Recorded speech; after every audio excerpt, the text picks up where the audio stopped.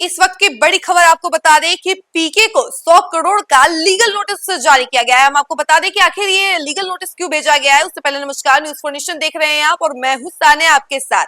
देखिए, अशोक चौधरी जो कि मंत्री भी हैं और जदयू के राष्ट्रीय महासचिव हैं, उन्होंने पीके को 100 करोड़ की नोटिस जो है वो भेजा गया है, मानहानि का नोटिस भेजा गया है। और ये नोटिस इसलिए भेजा गया है क्योंकि कुछ दिनों पहले प्रशांत किशोर ने अशोक चौधरी पर आरोप लगाया था, उनकी फैमिली पर आरोप लगाया था कि उन्होंने 200 करोड़ की जमीनें जो है खरीदी है, जिसके बाद से अशोक चौधरी अब एक्शन में नजर आ रहे हैं। अशोक चौधरी ने लीगल नोटिस भेज दिया है प्रशांत किशोर को। वो लीगल नोटिस भी हम आपको दिखा रहे हैं कि किस तरीके से उन्होंने लीगल नोटिस भेजा है और इसके साथ ही उन्होंने 100 करोड़ का लीगल नोटिस भेजा है, मानहानि का केस कर दिया है। हम आपको पूरी खबर जरा विस्तार से बताते हैं। पनोरमा ग्रुप, जो सोचता है वो करता है। मंत्री और जदयू के राष्ट्रीय महासचिव अशोक चौधरी ने जनसुराज के संस्थापक प्रशांत किशोर को 100 करोड़ का मानहानि नोटिस भेजा है।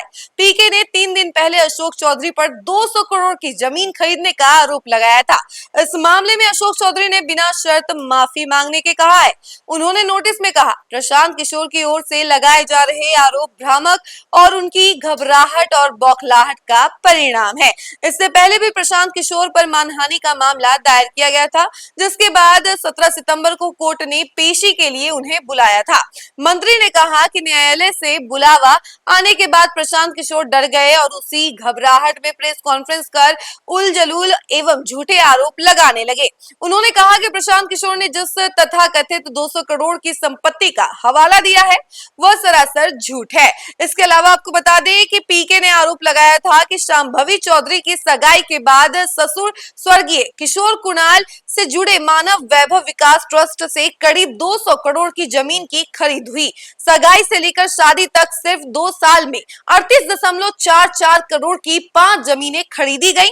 ट्रस्ट से जुड़े कई प्रभावशाली नाम जैसे कि अनीता किशोर कुणाल की पत्नी थी और पूर्व ब्यूरोक्रेट जिया लाल आर्या और मुख्य सचिव प्रत्यय अमृत की माता इस लेन देन में शामिल रहे। प्रशांत किशोर ने सवाल उठाया था और अशोक चौधरी और उनकी पत्नी के अकाउंट में इस ट्रस्ट से जुड़े लोगों के खातों से पैसे क्यों आए।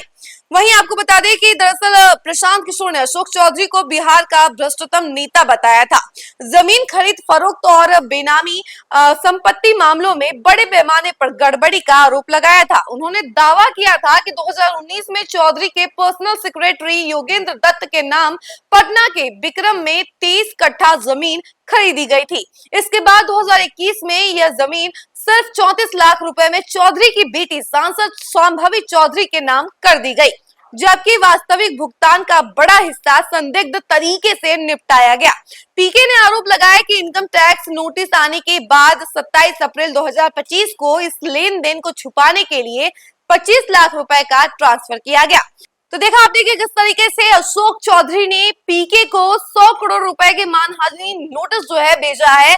और देखिए, जिस तरीके से लगातार पीके के द्वारा अशोक चौधरी पर हमला बोला जा रहा था, उनके परिवार पर आरोप लगाया जा रहा था कि 200 करोड़ की जमीनें खरीदी गई है, तो उसके बाद अब पलटवार के रूप में अशोक चौधरी ने ये नोटिस भेज दिया है और 100 करोड़ का मानहानि नोटिस भेजा गया है। जिसके बाद अब ये देखने को मिल रहा है कि आगे क्या क्या होता है, वो भी हम आपको आगे अपडेट में बताते रहेंगे। इस खबर में फिलहाल के लिए इतना ही। ऐसी तमाम खबरों के लिए आप हमारे साथ जुड़े रहें और देखते रहें न्यूज़ फॉर नेशन। धन्यवाद।